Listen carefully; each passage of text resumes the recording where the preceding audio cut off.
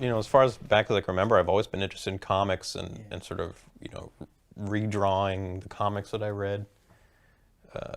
It started with just the newspaper comics and then moved on to Mad Magazine and then superhero comics and then eventually, Crumb and alternative comics like that. And I can even remember like getting in trouble in school, like the teacher seeing me draw like asses and tits in my notebook like in second grade, and I was sort of confused. Like I was just trying to do some comedy here.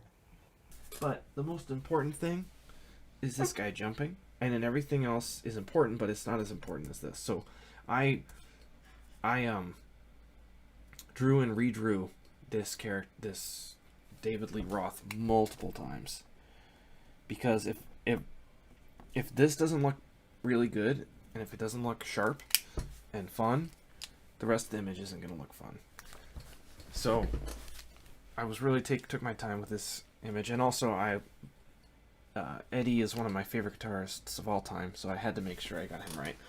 But the drummer and the bassists, Alex and Michael, I was like, whatever. It doesn't really.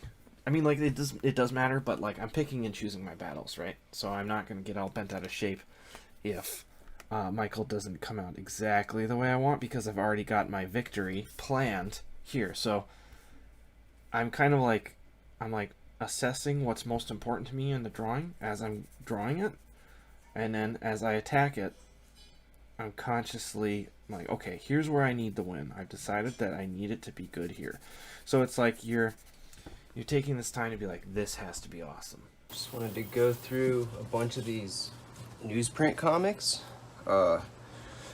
starting with Paper Rodeo from Fort Thunder crew, and Paper Rad as well. The cool thing about Paper Rodeo is that all the ads the artists would draw. And this is the cheapest you're gonna pay to get any Tetsunori Tawaraya. He's one of my favorite modern artists in general. I'm not sure what he uses to do this stuff.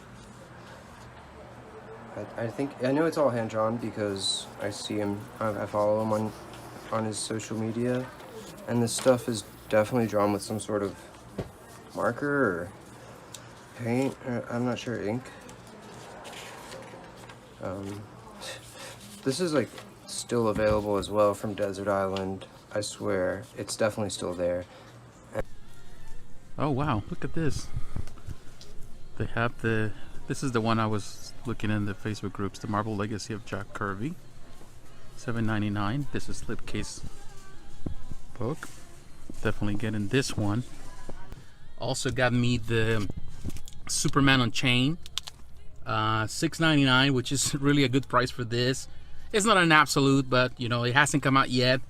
The story's okay. I love the art of Jim Lee, of course, so that's the reason why I got it. It's a great cover, but it has absolutely nothing whatsoever to do with the story within. This issue represents an example of Marvel pulling a fast one on the readers. While it may be numbered number 180, the issue is actually a complete reprint of Fantastic Four 101. Open the book and you'll find the story has no Tigra, no Thundra, no Impossible Man, no Silver Robot, and no United States Army. They aren't there because they have nothing to do with the story. If you know exactly what you want to do creatively, then just do it. Yeah, exactly.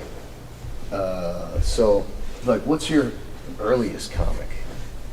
I did a comic about, it was a sort of a, wasn't very original, but it was like a Sherlock Holmes parody. Yeah. The funny thing about it was that the character's name was I Am Horny.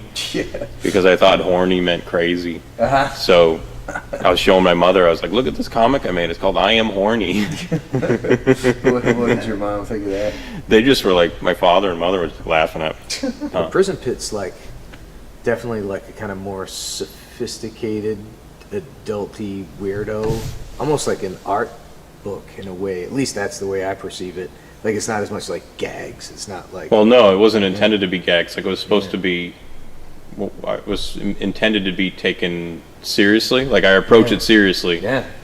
And if there's comedy in that, then in the same way that like when you're watching wrestling and you see, the wrestler get in front of the mic and he starts trash talking the other wrestler.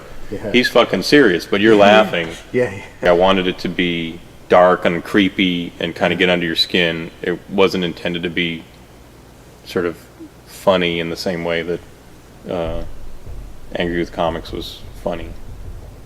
Yeah. Well, I think you succeeded. Get up, punk. Your sucker punches are stupid! You know your guts are hanging out. Why don't you take a closer look, asshole?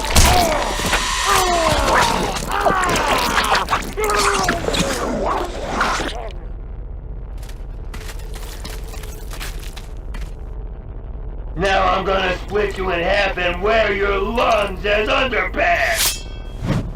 So, not too bad. I have no idea where this story's going to go. So, really good. The art is absolutely gorgeous. I love, let's see, Garvin has not been the only artist on this book, but they have been kind of nailing it with the artists. They've all been, like, clean, solid looks. Canaro was the first artist, and a lot of the artists have kind of maintained sort of that style and that feel that she established with the series, and this is really good. The reason why this upsets me, and I don't want to be dramatic, but it's that this is, what is this? 48 pages? 62, 64 pages? It has any damn page numbers. This upsets me because I know how much work went into making this, okay? You're talking months of work, hundreds of hours, editors. This went by editors, proofreaders, the production team, a writer, the penciler, the inker, the colors, the letterer. A lot of people signed off on this. A lot of people worked on this in kind of a boring way. And then Batman is with I can't even tell you what happens. There's just nothing that's going on. And it is just, it's just not good. I don't even really want to talk about it anymore. I'm done. So there you go. That's the video. And here, I'll just even look. That's the video, guys.